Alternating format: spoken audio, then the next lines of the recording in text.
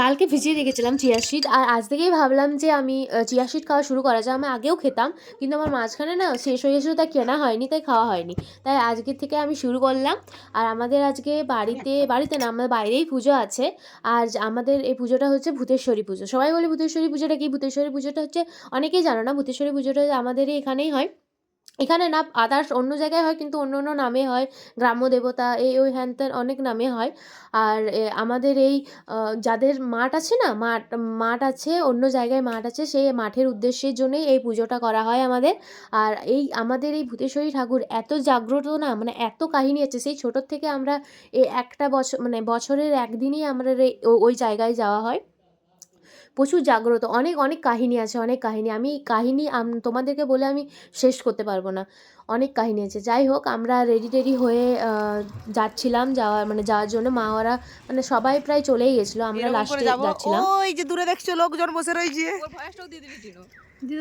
ওই যে দূরে, ওই যে দেখা যাচ্ছে লোকজন রয়েছে, ঠিক আছে? ওইখান থেকে যাব, ভাববেন না এই ছাগলগুলো আমাদের কেউ হয় না, ঠিক আছে? আমরা ওইখান থেকেই যাব।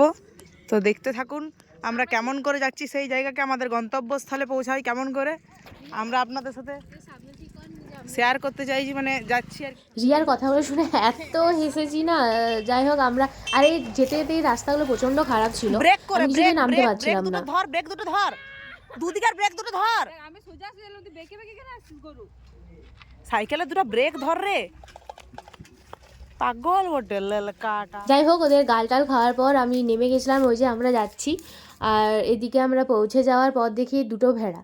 আর আমার যে মানে রিয়া যে ক্যামেরা করছিল, তার ভেড়াগুলো এত পছন্দ হয়ে গেছিলো, মানে ভেড়াগুলো আর মানে ক্যামেরা না করে থাকতে পারছিল না। যাই হোক, ভেড়াগুলো লাস্টে আমাদের দুজনকে না সাইকেল ফেলে দিয়েছিল। বদমাস দুটো সাইকেল ফেলেছিল, তাই আর মমতা দিদির সাইকেল বলে কথা, আমার সাইকেল পুরো ঝনঝন ঝনঝন করছে। আর এইদিকে এসে দেখি হাঁড়ি নেমে গেছে, মানে প্রসাদের হাঁড়ি নেমে গেছে, কিছু কিছু জনের হচ্ছিল। আর এবারে সবচেয়ে বেশি মানে হাঁড়ি চেপেছে আর কি। আর এদিকে পুজো শুরু হয়ে গেছে।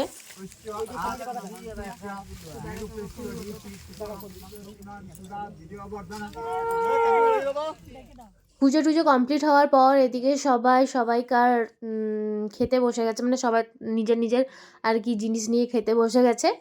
তারপরে প্রথমেই দিয়ে দিল ঠাকুরের প্রসাদ। ঠাকুরের প্রসাদ খাওয়ার পর দিয়ে দিল মনই। তারপর দাদু বলছে যে তুই মনইটা নিলে হবে, আমাকেও নে, যে দিচ্ছি তাকেও তো দেখা একটু। আর আমার খুব হাসি পাচ্ছিল, আমি হ্যাঁ নিশ্চয়ই দেখাবো না কেন। আর এদিকে আমরা সবাই মনই টনই খাওয়ার পর এদিকে ক্যানেলে জল আসছিলো, আর মাঠের মানে মাটির থেকে, মানে উপর থেকে আর কি নিচ থেকে জল আসছিলো। যাই হোক, ইগনোর। আর জলটা প্রচণ্ড পরিষ্কার ছিল। আর এখানে সবাই থালা টালা ধুয়ে নিল। আর মনই হাঁড়িগুলো তো বাড়ি নিয়ে যেতে হবে, কারণ সবাইকে প্রসাদ দিতে হবে। আর এইখানে সব পুজো টুজোর পর ঠাকুমা দাদু যেহেতু ঘরে ছিল, তাই সেখানে মনই খাওয়ার পরই খাবার খাবে। এদিকে বাবা মনই হাঁড়িটা নিয়ে যাচ্ছিলো। বাবা বলছিল যে আর ফটো করিস না, কারণ আমার এমনিতে শরীরটা ভালো লাগছে না, কিন্তু সব ঠাকুরের কৃপায় সব চলে যাচ্ছে, মানে আমি যেতে পারছি না, তো যেতে পারতাম না। আর এদিকে আমি বাবাকে হেল্প করে দিচ্ছিলাম একটু বাঁধাতে।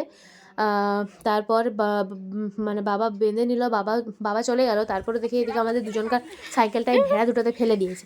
আর এদিকে টিয়াকে বললাম, টিয়া সাইকেলগুলো তোল।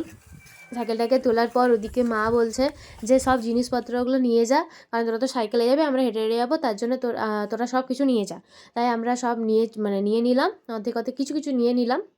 এইদিকে আমরা বাড়ি যাই। তোমরা আরও ভিডিওর জন্য আমাকে ফলো করতে ভুলো না, অবশ্যই ফলো করে দিলো।